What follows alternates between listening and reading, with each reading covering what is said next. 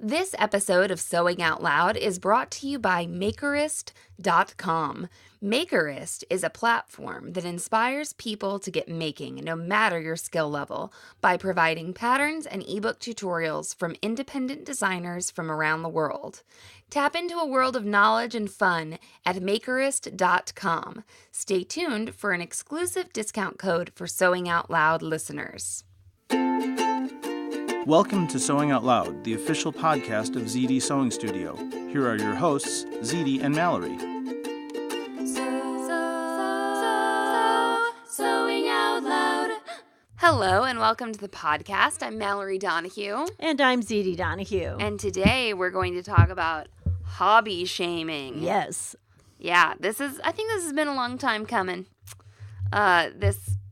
This episode, I think it comes up. It does. Like I don't know if it's cyclical, but every few months, someone posts in the group that they are getting flack from their partner, from their family, some spousal person, from a coworker, their mother. I'm always amazed when it's the mother or the father. Or the father says you spent too much on your hobby. You shame me all the time, Mom. I don't know why you're surprised. No, okay.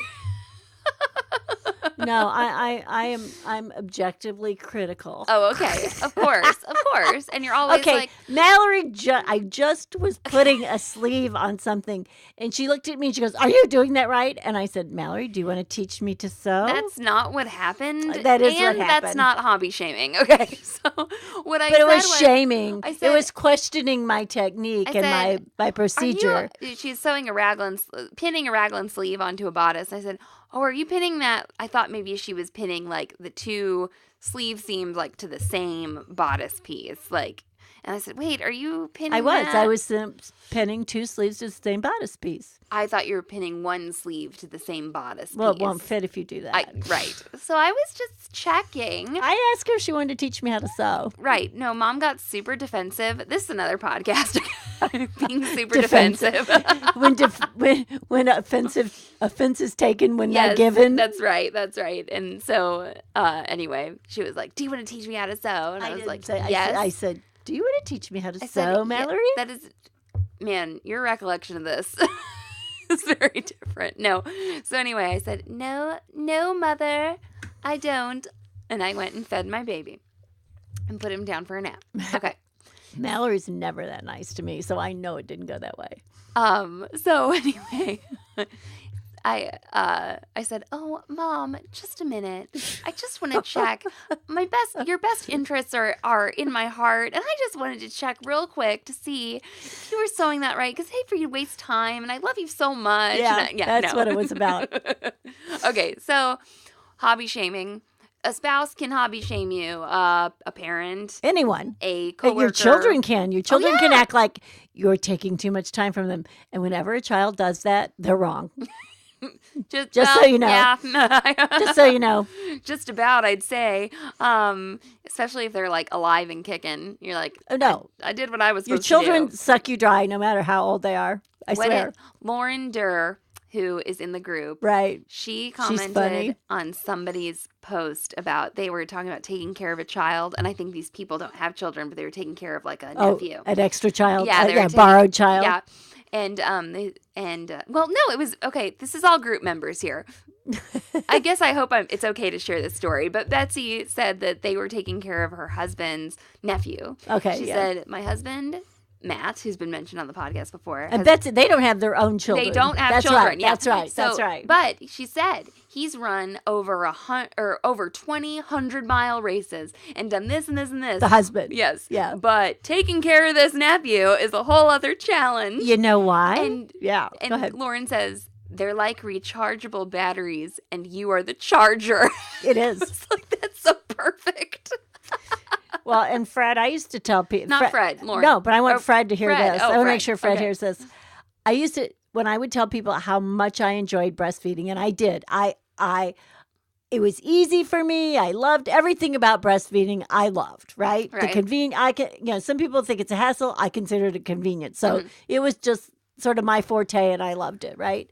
Except I'm pretty sure as they were sucking out that milk, the brain cells were going right out of my head and right out of that boob into that kid's mouth. I swear they took brain cells with them. I definitely have a couple bitches about nursing, and it's that my clothing I smell like milk all the time. That's true. Okay, let's get back on topic here. I love breastfeeding. But great. you know, we're talking about people shaming or bitching, which is the same thing. Yeah. There you go. No, it's whatever. Well, whatever. Let's define hobby shaming. It's being mean. Okay, because I've got a little bit of like a thing that I want to make sure and say in here. So hobby shaming, it could be someone saying you're spending too much time sewing. We're talking about sewing because it's a sewing podcast. You could talk about anything, any hobby, knitting, whatever. Boating, golfing, I don't care. Right. So you're spending too much time or you've spent too much money. Right. On. Or the other thing they say is, why are you doing that? They act like it's senseless or something. Sure, like the act in itself like it's stupid. Like why do you go do that? What do you get out of that? Okay, and here's the deal. That's going to happen to you. It's rude. I get hobby shamed and I get paid a little bit for doing this. Yeah. I get people being like, you sewing? That's or like, people say, what do you mean you make money and you sell sewing machines? Yeah. Do people still sew? Blah, blah. Yeah, that kind of thing. I had someone think that I was like trying to sell them a sewing machine while I was telling them about my business. And I'm like, no, I'm just talking about like what I do. Give me a break, You're not my target market is what but anyway, that hobby shaming can happen. Something else though, so we're people who sew probably clothing for ourselves and other people. I think I've seen some shaming in the group for how much money like other hobbyists spend on certain things. Right. It's like hobby shaming from the hobbyists. Oh no, the hobbyists shaming the other. Oh, you spent that on that fabric, or why do you think you have to have a machine that costs that much? Or so you get that too. Yes. Or I would never buy a machine that much. My family's more important to me. Hey, you don't know. Or, you don't know where people are putting their money. No. Or, well, okay, I want to talk about money here. I want to give a little bit of an economics lesson here. And I don't. Mallory almost majored in economics. I almost majored in economics. I'm not saying that I am like an expert or anything. But I've read Freakonomics, so I should know a lot. There you go. But there is a fallacy going on here. And Quinn pointed this out so wonderfully. She's a friend of mine from college. She works in the lingerie industry and she's a writer. And she pointed this out so nicely. So someone was saying, oh my gosh, I can't imagine someone would spend $1,000 on a prom dress. Okay, and then a lot of people joined in and said, oh, that's so silly. I only spent this much, or I only spent this much on the fabric, or da-da-da. And everyone's really like patting themselves on the back for how little money they had spent. And, Quinn wrote to, I'm not quoting her directly, but she said, you don't know what that person's income is. Correct. She said that $1,000 to them could mean like $50 to you. Right. Or like for me, I'm going to make a statement here. In high school, my parents provided me with a car and paid for my gas and insurance. Okay. Right. As long as she would go to the grocery store when I asked her. Or, obviously it's contingent on like good behavior and whatever. But, okay. We considered her job going to school. Sure. Right. There are other kids who went to my high school and their parents provided them with a car and insurance and paid for their gas. Now, I feel extremely privileged by this and everything. But I graduated from high school in 2007. My car was a 94 Ford Taurus and the headliner was falling down off of it. And it ran reliably, and it had been. It had been my sister who was 7 years older than her. It had been her car when she was in high school, and then we got her a different car when she graduated from college. And then your dad drove that car as his commuter car for a while, and then you got it. And then it's my car. Right. Okay. Now, there are other kids here at my high school, and their parents provided them with a car, and it was like a 2005 Mercedes. Ford F-150, or or Ford. These people who drove these huge trucks to high big school. trucks. We live in this urban rural area. Yeah, like kind of. And so there's a lot of trucks and SUVs. Anyway, those are two different things. There were two different families here. There were two different income levels, okay? And we both spent the amount of money that we thought was appropriate. Like, you can't say that someone spending what you think is a lot of money on something is shameful because remember that to someone else, you're spending a lot of money on something. I think, oh gosh, that Ford F-550 was really expensive. It's a 150. No, there are more 50s. Oh, okay, 250. But I am whatever. making a joke right now. Yeah. Yes. So I thought that was expensive. Someone else is like, oh my God, your parents gave you a car. You're a spoiled brat. Right. I got that. Everyone is different. Everyone has a different amount of money. You are rich to someone. You are poor to someone. You can't shame people like that. You can't arbitrarily decide what's expensive and what's not. You also can't decide what people should be spending their money on. time on. Right. Mm-hmm. On, or how much, someone should spend for a car. And I mean, you can drive down you can drive down a neighborhood where, let's say, the houses cost $500,000. Uh-huh. Okay. And you see cars in the driveway. And then you can drive down, say, a neighborhood where the houses are only $100,000, right? Uh-huh. And you might see the same cars. Sure. Okay. People decide to put their money in different places. It's their money. It's their discretion. So shaming people based on your arbitrary idea of what's expensive and what's not is really unproductive. Right. I was just reading a book called The Opposite of Spoiled. And it's by this guy who writes for the New York Times. And it's about how to teach, like, your kids about money, know. And which people tend not to do, actually. And he is coming from a place, obviously, and he admits, like, I'm a very affluent, privileged person. And he's coming from a place of teaching kids how to deal with money as a tool, blah, blah, blah, blah, blah, all this stuff. And, he talks about that. Different families are going to have different priorities. It doesn't mean it's bad if your kid's allowance is, like, more or less than someone else's. There's no, like, value judgments based on that. It's how you teach your kids to use this tool. Right. There are expectations.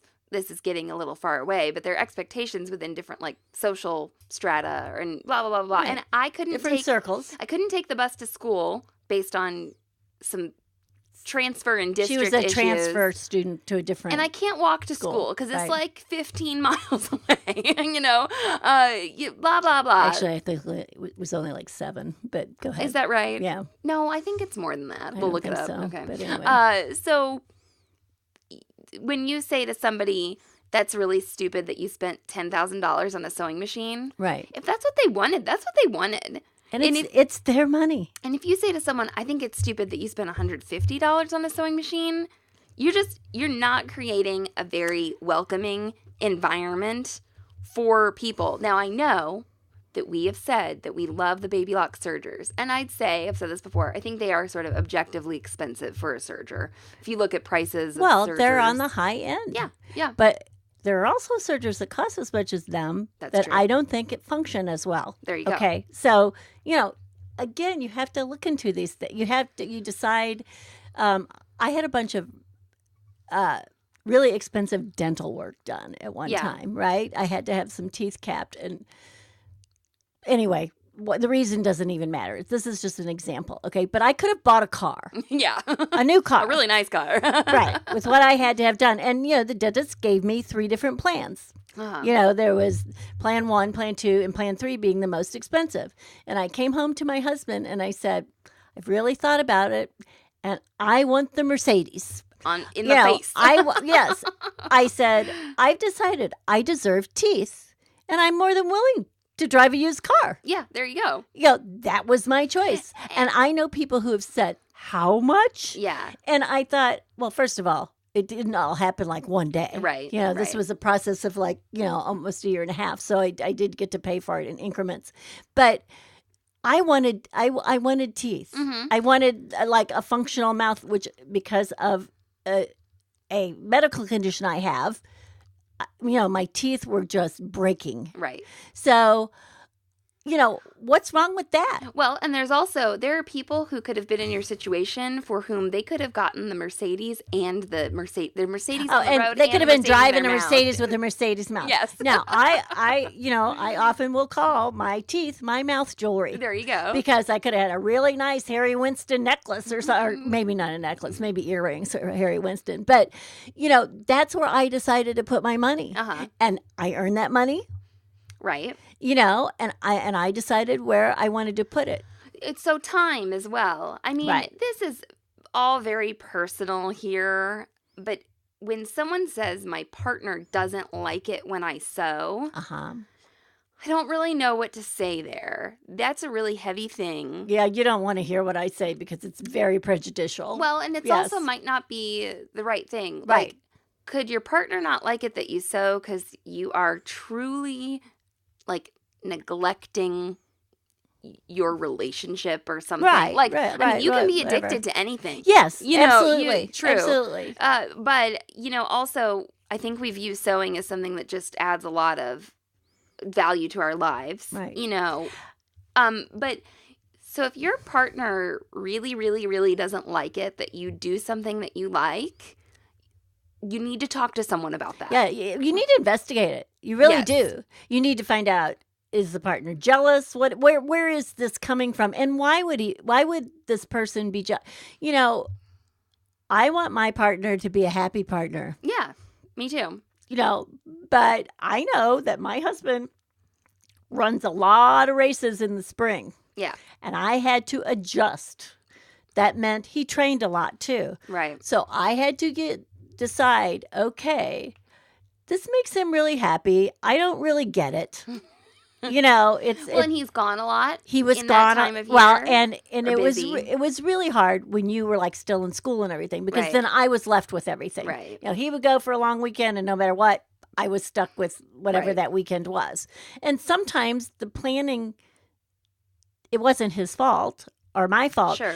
He had to sign up for this race to make sure he got in, Yeah. and then all of a sudden something else would come up that was important. Well, does he give up the race? Do we forfeit the money he put towards the race? There were all those kinds of things.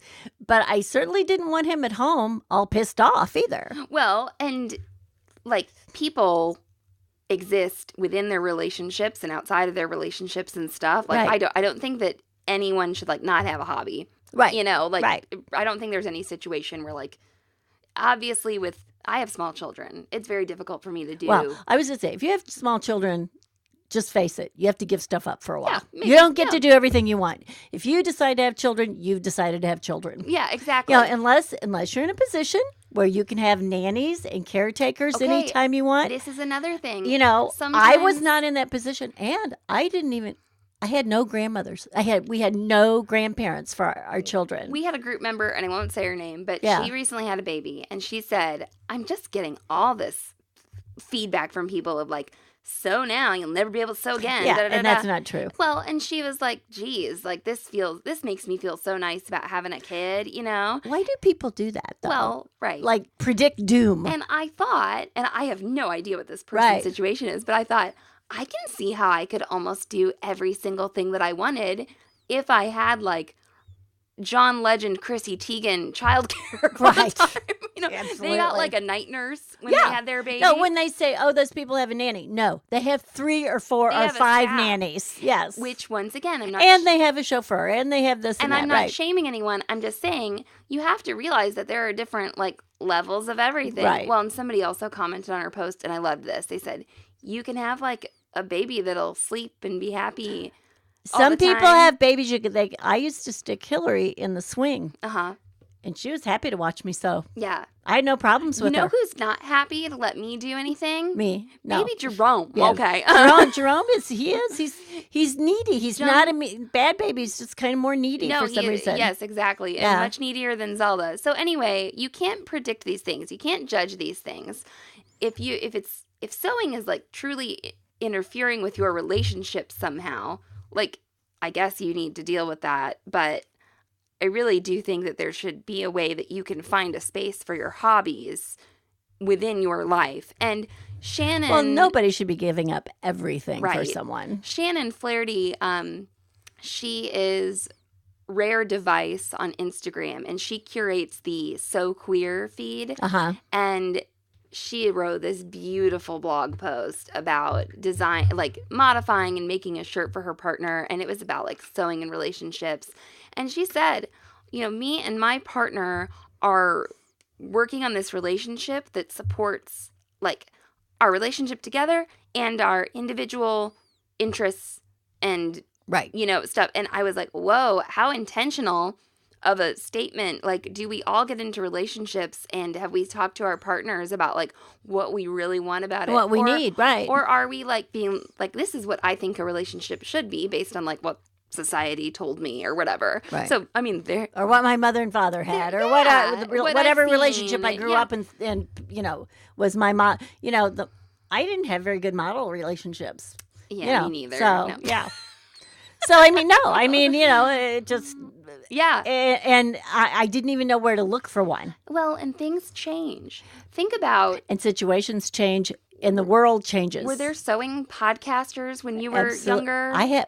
No. Okay, your dad and I were talking about that the other day, about in order to learn something, we had to go to the library. Yeah. We could not Google it. Right. We had to physically go... look it up in the library. And that's dangerous because then you see something else and you get interested in that. I mean, I could spend, if I wanted to learn to like change a faucet, I could spend a whole day in a library because I'd get sidetracked. You can also spend a whole day on Google on the internet. You can. No, it's the same thing. Google is the new library to me. Sure. But no, we were talking about that. We had to physically go read the book there or check it out in the library or buy a set of books that told you how, where you don't have to, that's how I learned to wallpaper. I went to the library. Well, and so things have changed. It's how I learned to sew too, actually. Yeah, things have changed so much that the hobbies, what we're making, how we're making, how we're living, how we're dealing with things like childcare and groceries and da-da-da-da. Like, we're not all weaving our own cloth anymore. No. Okay? And growing all our own food anymore. I mean, I know some people do that. And I grow food. We grow food. And I have chickens. Yeah. Actually, I call them the freeloaders. They're Derek's chickens. When they don't lay, they're freeloaders. So that just, I guess we've gotten a little bit off topic here, but maybe that hobby shaming, I think maybe this is why we've gotten here. Wait, this hobby shaming has come from a place where people aren't used to seeing maybe the world working like it's working right now. And this is probably nothing new. Oh, I think we always had it. Like right. Previous generations, or maybe we're more aware that it happens to other people and not just ourselves or something. I'm not saying it's a new phenomenon, but I'm saying that's I think why we've gotten into expectations. I think another thing is there is the shaming that comes from people you're in relationships with, like familial type relationships, or people that you live with, or people that your life is dependent on how theirs functions along with yours. Yeah, and then there's just the casual person that wants to shame you, that doesn't know you. Right. Nothing. I have had people shame me at the fabric counter when I was buying something, when, everybody's waiting in line. Now, they're sewists too. Yeah. Okay, they're sewing. Their cart's full of a bunch of fabric. They're not going to finish sewing up either. I'm sorry. I know that. You don't have to admit it, but I know it's a fact. Okay. And I have had people say, oh, why are you buying that? Well, a lot of times I don't know why either. Or what are you going to make out of that? Right. Oh, I hate it when they ask me that. But anyway, because sometimes I don't know. I'm buying it because I like it. And I think that there's a difference in tone to being like, oh, what are you going to make with that? Because there is. I've had people say, I don't know what I would use that for. Right. Because they are unfamiliar. They want to know. Right. They've only made bags and then they see like sequined, mesh. So I have had people say, oh, what are you going to make or whatever? And I'll say, my daughter wants a pair of trousers, or, my daughter needs a prom dress, or what. And I look over in their cart, and their cart doesn't look like mine. Mm-hmm. It's a different kind of hair. And they're like, I would never do that. I buy the prom. I wouldn't spend my time. Yeah. I buy a prom dress. And I want to say, yeah, but my daughter's going to look fantastic and yours is going to look like crap in that cheap ass prom. What's the point? What are you supposed to say? What am I supposed to say that I know I'm really stupid for sewing this prom dress? Well, let's take a little break and let's come back and let's maybe focus a little bit more on the sewing part, okay?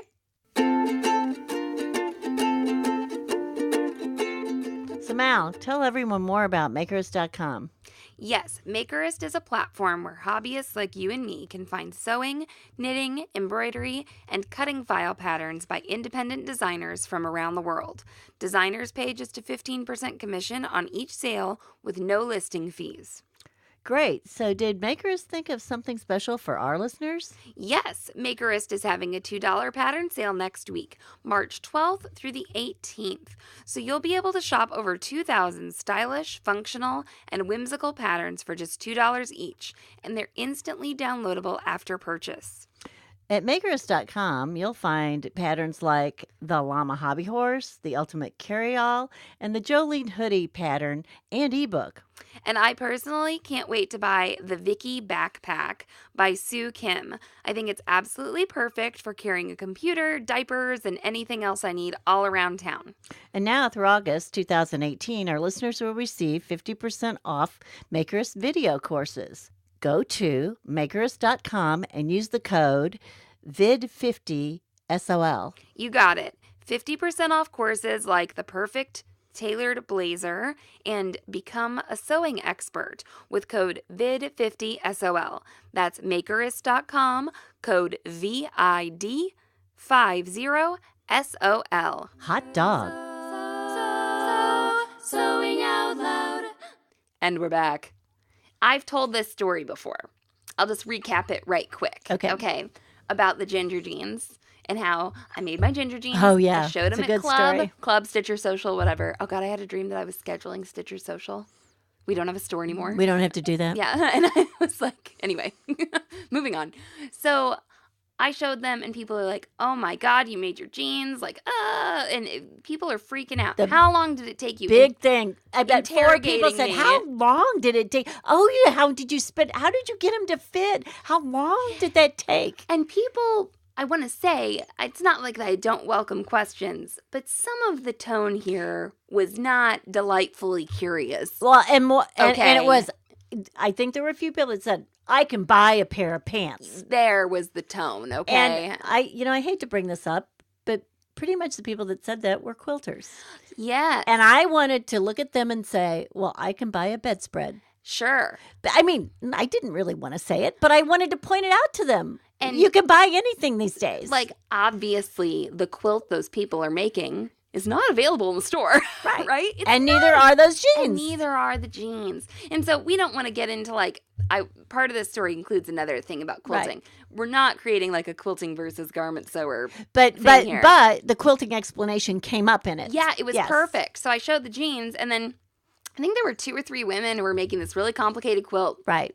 And they were showing like, we're going to do this block a month. And oh my God, it was like, it had to have like 45,000 pieces to it. And all the blocks were different and Right. And like, I'm not going to make it, but it was gorgeous. It was. And it was going to be so cool. It was very intricate. And it was a huge time commitment, right? Yes. And and like a committee was working on it, not one person. Right. It was several people. So I knew one of these people really well. And I said, Jeannie's going to spend years making this quilt. Well, it had already, but we were seeing it in an unfinished stage, and it was not finished yet, and they'd already been working on it over like 6 months or something. Yeah, and I said, I was like being generous and saying I spent like 15 hours on these jeans, and I said, we all spend our time on what we want to spend our time on. Right. And you know what? That offering the ginger jeans class, it was one of the most enthusiastically embraced classes that we had given. Right. And I just think that that's really interesting. There was such a strong response. And clearly there were people who were running to make their pants. And then there were people who were like angry that I'd made my pants, at the same time. But yeah, I would never. And you know what? I don't have to make my pants to be as good as you. No. I don't have to be jealous of you because you make your pants and I don't. When's the last time you made a pair of jeans for yourself, Mom? Well, let's talk about the last time I wore a pair. Well, right, exactly. No, it's been decades. No, and probably. mom doesn't wear a lot of jeans and da-da-da. So it's not like you're like, oh, I've reached the pinnacle of garment sewing or the pinnacle of quilting. I am better, da-da-da. Stacy was in here the other day making leggings. Well, and Stacy brought something up too. Yeah. And she said something. She goes, so do you make leggings because it's cheap? Wait, is it cheap? No, it's not cheaper. Isn't it easier to just buy a pair of leggings? And I said, well, not a pair to fit. And she goes, well, that's right. Yeah. And then she had on a T-shirt, I think it was from like Target. I think it was like a school T-shirt. You know, it was like a... No. There was nothing on it. It was plain and it had like a flowy bottom Different to day. it. Okay. Yeah, I think you're thinking about Friday. I'm thinking about Thursday. Yes. And she said, but like, I really like this T-shirt. And I said, and you paid less than $10 for it. And she said, yeah, I paid less than $10 for it. I said, okay. I said, and you only want it to last $10 worth, right? Well, and you're happy with it, right? Yeah. And she says, you're right. It's kind of thin. I said, right. But do you like it? She goes, yeah, I like it for what it is. And I said, absolutely. Great. I said, and I can make a T-shirt that's $100 T-shirt for $20. Right, there you but go. I can't make a $7 T-shirt any cheaper than the store. That's right. Okay. So I might make my $100 T-shirt for $20, and that makes me happy. She said, now I get it. Yes. Yeah. So, and I also said sewing's about fun, which is part of this hobby shaming thing. And, what if you... And the uniqueness of it. What if you... Let's talk about this thing. What if you spend a whole bunch of time on something and you've screwed it up and it's not wearable or you're maybe not the most proud of it or something? Hide it. Well, I'm saying you still enjoyed the learning process. The process. You're going to make mistakes. Sewing is also about having fun. Hopefully you got smarter. This is about the time. And yeah, I do not have a 100% self-sewn wardrobe. And I also don't like to brag that I don't like that kind of bragging where you put like some kind of artificial gold medal up. Like, this is the best. I'm all about bragging about your accomplishments. Like, if you're like, this was my goal and I did it, I'm going to feel free to compliment you, right? Right. You know, but when it's like, I have 100% self-sewn wardrobe, this is the only time when someone can be happy. You know, or I finished the shirt perfectly. This is the only time someone can be happy. No, you can be happy if you got to spend time in your sewing room sewing the cuff on incorrectly 5 times, okay? You can be happy about that. You can be happy about that time spent in there. Well, and maybe happy's the wrong word. You could be satisfied. Yes, that's I good. mean, because when we sew it on wrong, we're not jumping up and down happy. But we can be satisfied that we learned something in that process. Yes, and you should be. You should give yourself props for that. Don't only give yourself props for the perfect things. Right. You learned something. Like Mom said, throw it away. I've thrown a lot of stuff away in my day, right? There used to be a thing that I did with the kids too, especially when they were like teenagers, that I'd make them a garment or something, and there might be like a mistake in it. Mm-hmm. And I would say, see if you can find the mistake. Because Yeah. sometimes they could and sometimes they couldn't. And it was funny. Well, and a lot of times when I was making costumes for groups they were in, they got the prototype. Uh-huh. That wasn't Right, perfect. that wasn't perfect. So my children got the worst costume. Okay, Yeah. so I guess I want to really address this. I think I tried to address it before the message break a little bit, and we got off on a good tangent and everything, but don't shame other sewers for their equipment choice, for their fabric choice, and I'm talking about style, and I'm talking about money. Or color. Okay, I think people do this thing about machines, and we had a conversation about this one time. We used to sell sewing machines. We used to be a sewing machine dealer, and if you go into an independent dealer, oftentimes you'll find the high end of these brands, and they can be like $15,000, okay? That's a lot of money to a lot of people. It's a lot of money to us. You Yes. know? And so I would hear some people be like, oh, well, I don't need that machine, or why would you spend that on that? And they were sewing too. And generally, we knew these people who bought these machines from us very well. Right. Because they had built up trust in us enough to spend we had a relationship kind of money with us, right? And a lot of these women, they'd worked all their lives. Generally, they were older, okay? Yes. This is in our store. It's not all the time, okay? Generally, they were older.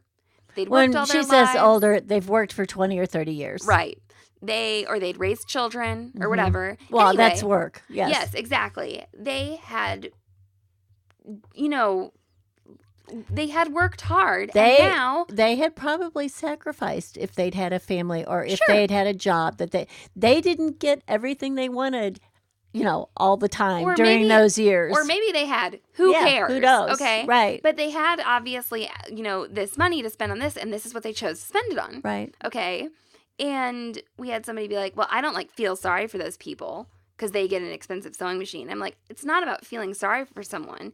It's about being respectful of someone's choices and not being rude about it. So anybody who buys a $15,000 sewing machine is automatically a snooty, person. Arrogant in your view. Right. Or something. Actually, we had people that we knew didn't have a lot of money that bought those sewing machines. Sure. It was what they wanted. They saved for it. They pinched pennies, and it was what made them happy. Right. And they might not have bought themselves a piece of clothing, for 2 years in order to get, and they got that sewing machine, and they were happy as they could be. I knew people who were like, I'm going to work for 2 extra years so I can buy this. Right. Or people who worked overtime or whatever. So, I don't know. We had a lot of people, too, that said, my mother died and left me a little money, and I'm going to get what I want for myself. There you go. So we had that happen, too. And I'm not saying, these are, everyone who buys an expensive sewing machine is, perfect or something. No. But you don't get to shame people. Well, you don't get to shame people for buying less than the most expensive sewing machine either. Yes. Or when someone comes in and they're driving their Mercedes, you cannot assume that they're the person that wants to own the most expensive sewing machine. I guess what I'm saying is, someone said, I don't feel sorry for those people in their gilded castles. And I was like, whoa, you are making a lot of judgments about this person based on a sewing machine. And I don't like it, especially when I think that this gets unfairly done. People judge women for spending on their hobbies more than they judge men. Oh, yeah. And I'm not even going into all the sexist men who would come in and comment on our sewing machine prices. Let's try to better ourselves. Or tell us how they might let their wife buy that. Yeah. Let's just try and talk to our community and better it versus trying to reach the unreachable. I believe that those people are not listening to this podcast. But, it can start with us. It can start with the people who are sewing and not being rude to each other about what you're buying. Or, saying my prom dress that I made my daughter is better because I got cheaper fabric or I got more expensive fabric. Right. Just quit it, Yeah. I don't think it's productive for us to I think what you said before, it's the process. Yeah. If you enjoyed doing this, if this is what you wanted to do, hallelujah. Right. Well, I think we brought this up before when Jane asked if she could make your ring bearer's pillow, and she said, would I be mad? Yeah, would Zede be mad? Yeah. Right. And it is not my goal in life to make everything in the whole world for everyone. Right. I don't have to be the only one that makes something for my daughter's wedding. Boy, do people think that's our goal sometimes. And it's not. It is not my goal. My goal is, in fact, sometimes I'd rather be sewing what I wanted to sew instead of what that daughter wanted me to sew. That happens sometimes. Yep. Yes. Yep. So, yeah. If you have experienced hobby shaming, or have you ever experienced yourself having thoughts of hobby shaming someone else, I'd love to hear about it. Because I know that, like I said, it's crossed my mind too. I've been like, oh, I wish I could do that. Or, this person must have more time than me. I kind of had something happen to me like this in one of my aerial classes. Uh-huh. And the person was in her early 30s, and she said, I'm the oldest one in there, guys. Okay. So Mom's 65. I'm 65. A few days now. And there's one other woman, and she's 62. Uh-huh. Okay. And we go to a lot of these classes.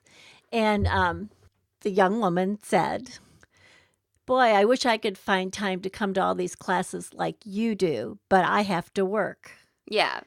And I thought, rude. You know, I don't know if she was rude or not. Yeah. I decided to take it that she wasn't, that she didn't realize but I don't know if she realized how many years I had already worked and how many times I didn't go to class because I was taking care of a kid or I had to go to work or whatever it was. You know, I did not get to go to the gym 4 or 5 times a week when I was her age. Well, I was carpooling people. And I think that... What did I do when I couldn't go to the gym, Mallory? You took Dance with Me. That's right. I think that you also face a lot of barriers getting to those classes now that person doesn't know I was going to say about. that person does not know that I suffer from a painful chronic disease either. And it's a victory. Yeah. When you get there, yes. you know. Yes, and it's part of what I consider my health plan. Right. Yes, right. yes. So you just don't know what's going on. Yeah, you can't, judging people like that too will not make you happy. Also, this is coming from, can we just admit here that we're not perfect and we can be judgy sometimes? Yeah. Okay. We try not to do it to people's faces. But that was happening. Okay. Some people were trying to make other people, you know. Well, you know what happens to me? Feel bad. I'll judge people who I think are judging people. Now, I don't know if that's right either. Everyone judges. Right. But when someone does something, say on Facebook, or in the fabric store. I got so mad at that person the other day was judging something and made a comment about a young girl's body and she couldn't wear this specific dress. I actually thought she looked amazing. Yeah. You know, and I'm like, that is absolutely an opinion. And what was the point of doing that? Well, the person was deleted and blocked too. Yes. But yeah, you know, I'm not trying to be like the thought police here. Right. You're going to have your own thoughts. You're going to have these I jump to reactions to and stuff. But there's a difference between thinking something to yourself and then like saying something out loud to where it could hurt someone's feelings. There's a difference between having, you know, a nasty, mean thought, which I probably have a lot of. Me too. Than trying to make someone feel bad. Yeah. What is your point of trying to make someone feel bad? You know, even when somebody tries to make, like when that girl said that, I thought, I hope she isn't trying to make me feel bad. Because I'm not going to correct her or make her feel bad. I'm just going to do my thing and enjoy this, and she's not going to screw it up. She's not going to screw my joy of coming here and having this. Well, and how nice of you to think, maybe this girl doesn't know how this comment could affect me. Right. Like, you're giving her the benefit of the doubt. And that actually... I guess I was being nice. Doesn't mean I wasn't mad at her. No. Yeah. And that might, though, be, like, good for you, too. And not to be like, oh, my gosh, there's this person at my class, and they're mean, and you know, like, that's probably not productive for I you actually wound up liking her quite a bit. Yeah, sure. You know, but I was just like, I don't know if she, you know, realized if that was nice or not. I do find that all this exposure to people, like, on the internet like this, it has really helped me to realize something about like my biases and my judgments that I will have, and realizing how unproductive they can be, or maybe how baseless they are. Yes. Yeah, baseless, unproductive. Mm-hmm. Why am I even thinking that? Right, is kind of what goes through my mind sometimes. And I think it's really helped me. And I'm like, oh, maybe the internet can like do this instead of being like a terrible place. You know what I mean? Like, sometimes the internet makes it easier for you to hurt people, so right? We'll bring up camper shaming. Okay, let's do it. 40 minutes about shaming. Let's talk about campers. Right. So actually, what your dad says to me the other day is he says, so you know that forum I'm on? I'm like, yeah. And we have a very small camper. I wanted like the smallest camper I could get. Campers that are smaller there than are, yours? but I wanted a pretty small camper, okay? And it's a travel trailer. You know, and you know, they kept trying to sell me a bigger one, and I kept saying, no, I want a smaller one and all that. But anyway, so he's like, yeah, this one guy just keeps talking about the size of his recliner in his camper. Now, there is no way we could get a recliner in our camper, right? Yeah. And my husband thinks this is ridiculous to go out into the woods. Here comes a dog. Yeah. If anybody hears her feet. She seems to be able to get through locks. Yes. Anyway. Clever girl. So he says, He says, I just don't get it. Taking your recliner out into the wild. Why are you worried about how big your big screen TV and your recliner is to go out into the woods? Uh-huh. And I go, I don't think we can judge him. I said, because I'm pretty sure there's people that think we're stupid, because we've had people yell from the banks of rivers and lakes, well, you're pretty stupid to be paddling that board. You could have a motor on that. So, yeah, there you go.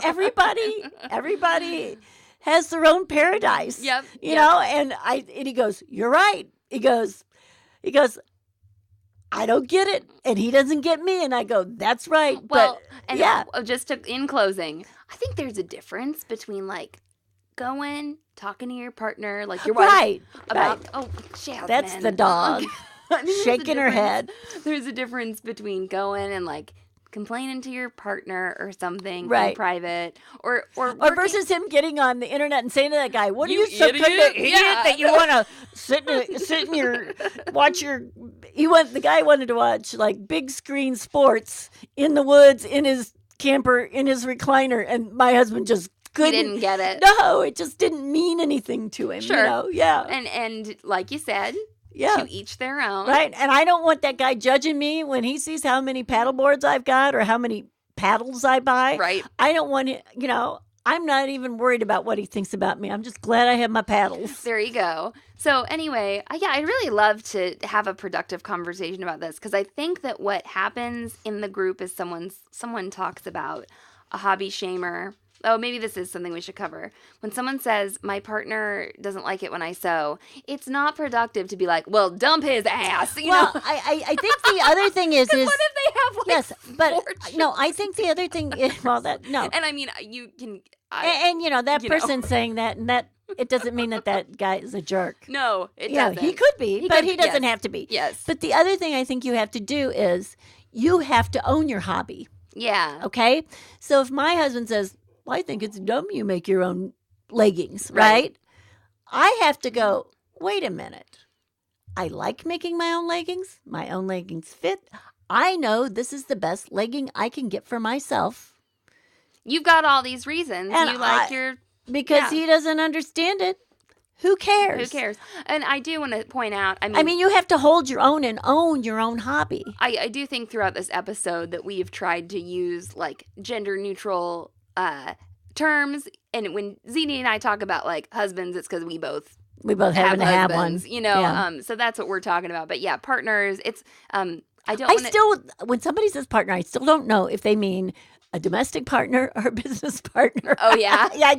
I sometimes like go, oh, I feel like there's some context clues there, right? But I don't know. Anyway, so just so you know, we don't think that like men are inherent hobby shamers or something. We're just in a... Oh no, I could shame somebody real easy, I happen to be a woman. all people, anybody can. But just so you know, we definitely appreciate all relationships. Well, we also have men in the group that sew that are married to women, and of course, a lot of times they benefit from that. Well, we have had hobby shaming across the